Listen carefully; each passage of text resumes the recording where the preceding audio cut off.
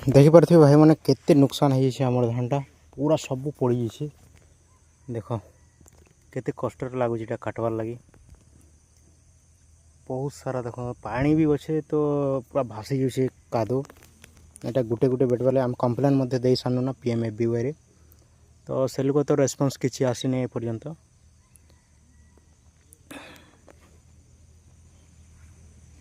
देख पड़े सब पूरा पड़ जाए सब आम सब डुली जिते 3-4 एकड़ अच्छे गोटे गोटे ठिया हो सब पूरा एमती हो जाए। देख पड़े पर्छा सब पूरा पड़ी से एकला मुझे काटुचे आम फैमिली नहीं आसबार तले काटबे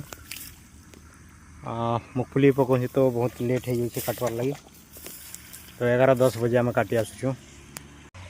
इटा सबू जेन आसीथिला मंथार कारनामा आर सब मंथई पकई दे पलैगला देख तो ठीक अच्छे काटी सारसी कथा हम।